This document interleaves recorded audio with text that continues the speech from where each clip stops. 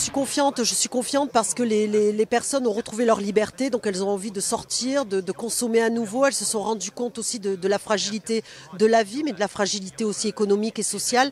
Tout le monde a envie d'éviter une crise économique et sociale sans précédent, donc je crois qu'il va vraiment y avoir une prise de conscience collective. Je le vois également avec beaucoup de personnes, au-delà de nos appartenances partisanes, nous arrivons à travailler ensemble, donc je suis plutôt optimiste maintenant.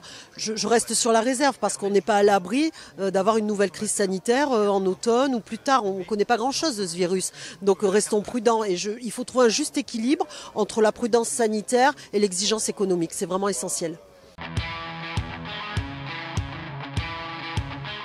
Alors là, je crois qu'il faut attendre quelques semaines, mais pas longtemps, juste pour voir déjà les effets des différentes mesures qui ont été prises dans les différents secteurs. Il y a beaucoup de fonds qui ont été alloués au tourisme, à l'aéronautique, à l'horticulture, etc. Donc il faut voir comment ces fonds vont être dispatchés et après adopter des mesures en fonction.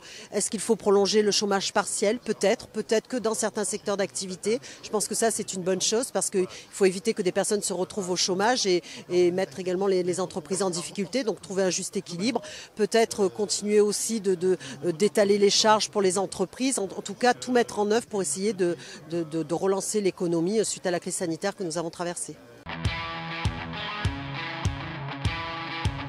Je fais partie de la majorité déjà, donc je l'ai suivi de près et je crois que la crise, la gestion de la crise, on peut être fier de la façon dont elle a été gérée parce que le confinement a permis tout de même de protéger des vies humaines de façon vraiment importante. Toutes les aides qui ont été données par l'État, il n'y a qu'en France qu'il y a eu ces aides aussi importantes dans tous ces secteurs. Toute la presse internationale le reconnaît. Si vous lisez tous les articles, vous voyez que le président de la République est vraiment porté par rapport aux mesures qui ont été adoptées.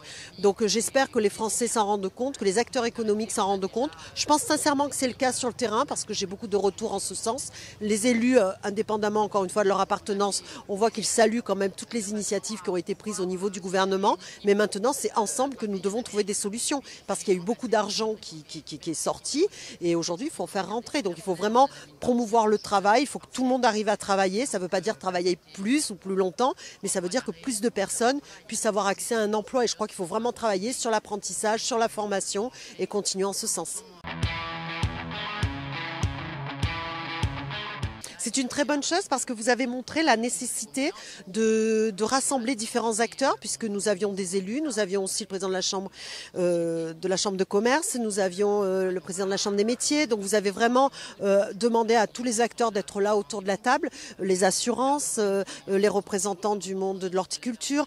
Donc je crois que c'est vraiment important de montrer que nous devons travailler ensemble et tous avec nos inquiétudes. Donc comme vous l'avez vu, on a une envie de travailler ensemble, de trouver des solutions ensemble et je crois que c'est essentiel de faire ça, de se rassembler le plus souvent autour d'une table et d'avoir aussi le courage d'entendre des contradictions ou des mécontentements. Voilà, c'est normal et c'est notre rôle en tant qu'élu.